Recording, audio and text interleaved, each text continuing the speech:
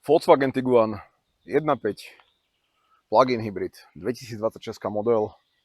Auto, ktoré ma presviedča o tom, že ani ten hybrid nemusí byť taký zlý, ale aj tak mám k tomu nejaké názory, ktoré sú čisto subjektívne a môžu sa líšiť s tými vašimi.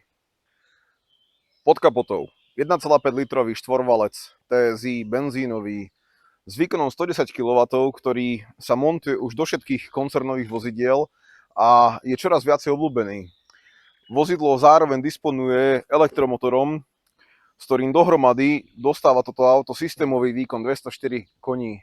Ja si myslím, že na takúto veľkú kasťu je to dosť v pohode výkon, vládze to jazdiť, ale ten hybrid a s benzínom majú vždycky niečo také, jak to mám povedať, neviem sa vyjadriť, ale nie sú podľa mňa tak spojení, ako by mali byť spojení. Keď ideš dlhodobo na elektrike, ten prvotný nástup toho benzínového motoru je taký, jak keby si práve zobudil niekoho uprostred hlbokého spánku, on nevie, čo chce robiť, ale aby sme ho nekryvdili. Baterka, ktorá bola takmer zdvojnásobená, ponúka dojazd 120 km, čož na plug-in je dosť seriózne. Zároveň DC-čkové nabíjanie, ktoré ti nabije tú baterku naozaj veľmi rýchlo. Vôbec nebudeš mať problém s týmto autom jazdiť dlhodobo čiste len elektricky, pokiaľ jazdíš len mesto.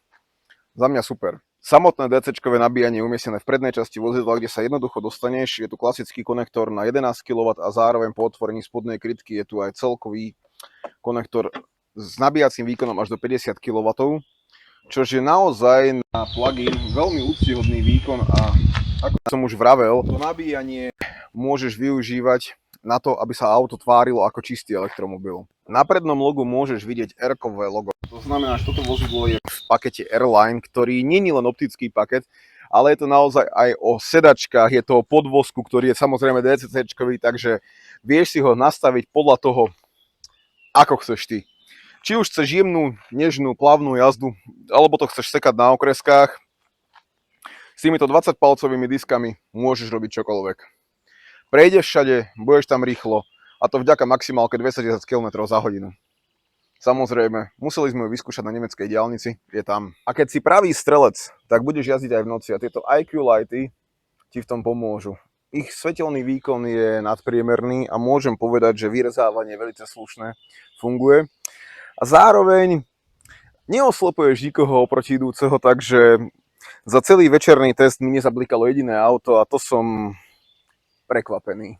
Oproti iným autám, ktoré som skúšal, tak tieto svetlá fungujú. Volkswagen, veľký palec hore.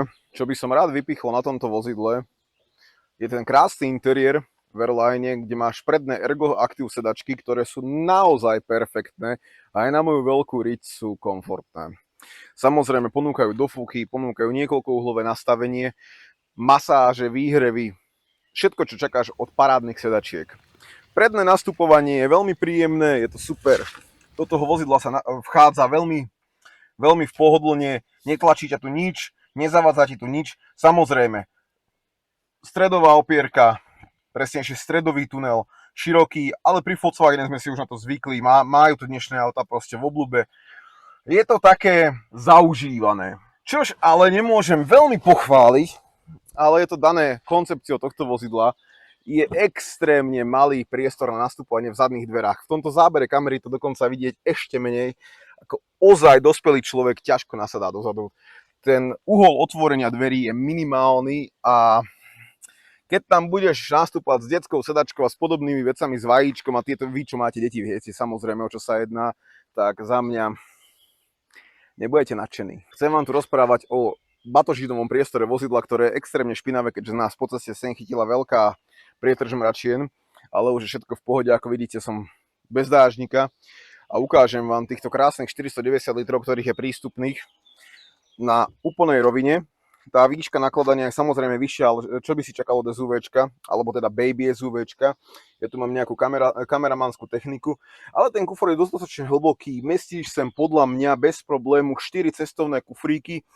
A samozrejme treba rátať s tým, že vďaka elektrifikácii ten kufor nie je hlboký jak u jeho predchodcu. Čože ale mňa zaujalo je to, že toto vozidlo stojí na platforme NQB Evo. Čo je platforma, na ktorej jazdí Passat? Povedali by ste to na to? Ja teda nie. To auto je o dosť vyššie ako Passat a správa sa diametrálne odlišne. Ani spotrebou to nie je nič hrozné. To auto dokáže jazdiť za krásnych 6 litrov, čo je úplná paráda. K tomu nejaké tie kilovatíky z baterky. A to je reálna spotreba. Keď sa snažíš, tak ono ti to tam dokáže ukázať aj nejaké 2 litre na 100 km, ale kto by jazdil už len čiste v elektrickom režime, okrem mňa teda presnejšie. Ale tejto spotrebe napomáha koeficient 0,28 prúdenia vzduchu, takže nebude to auto, ktoré je jak tehla voči vetru. Ono celkom dobre vie plachtiť a je to na ňom cítiť celkom dobre. Ale dosť obkecávania. Poďme si zajazdiť.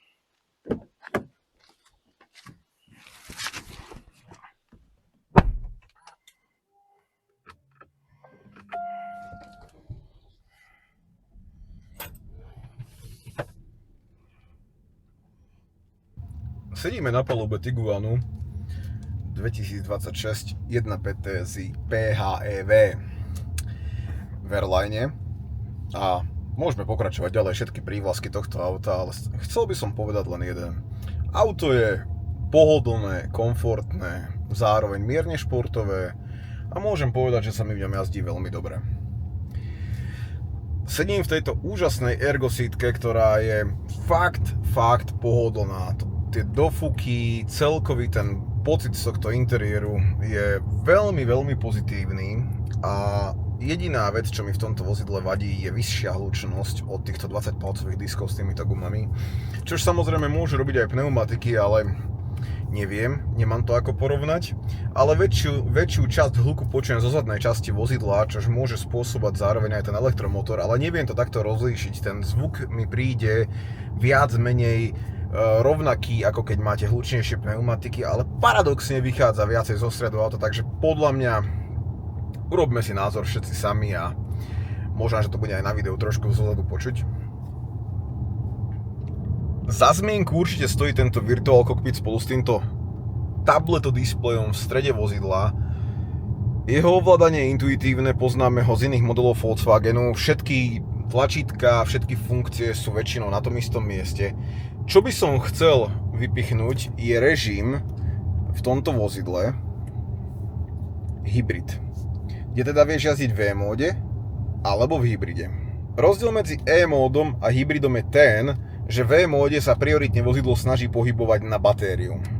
Zatiaľ čo v hybridnom režime sa snaží využívať aj viacej ten spaľovací motor, aby si ušetril tú batériu.